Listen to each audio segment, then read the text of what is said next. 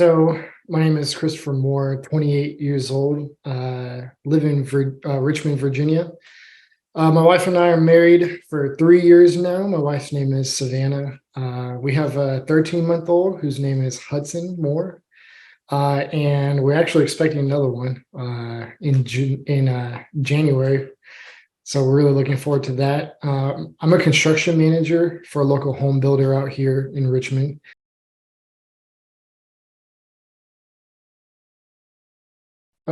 My brother and I, Anthony, we had a tough childhood growing up, ages 0 to 5, bouncing around with our birth mother, who was just struggling a lot. Actually, when I was 5, the police found us in an abandoned apartment in Compton, California. We'd been there for a few days, is what I was told. And then we were put into a temporary shelter for a few weeks. We were fortunate to be placed with who eventually became our parents, John and Terry Moore. But, my parents really fought hard for us. We wanted to be there. They made it clear that they wanted us as well. And, it took some time, but we eventually were able to be adopted. And it was literally the best thing of my life to be able to become a part of a family that loved and cared for me like nothing else.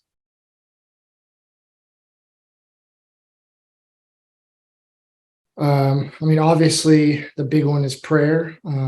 That's huge, and praying over these families, supporting them in different ways. Like, I think a huge one that meant a lot to us as we were growing up was, providing meals and babysitting or clothes or things like that to families that are getting new placements.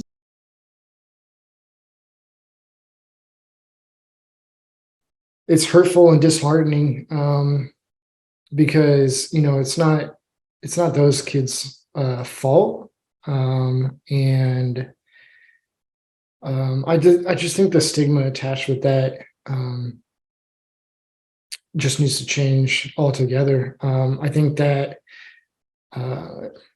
even families and parents who are taking kids in and fostering and adopting them too. I think that they're being extremely selfless and showing a love that is like God's love for us. And so I think hearing those negative comments just really is kind of a slight to God too, because he says, he puts this challenge out for us, to love widows and orphans in their distress. And when people are doing exactly that and being selfless and caring for others, and they're just getting hurt and attacked by people is just uncalled for. And especially when it's directed towards the children that didn't ask to be put in those situations either.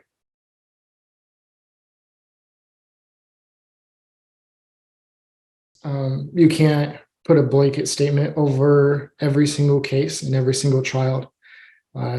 Every single situation is different, and what may be good for one child may not be good for another child. So saying like each child needs to go back to their birth family in some way or form is not necessarily textbook, I believe.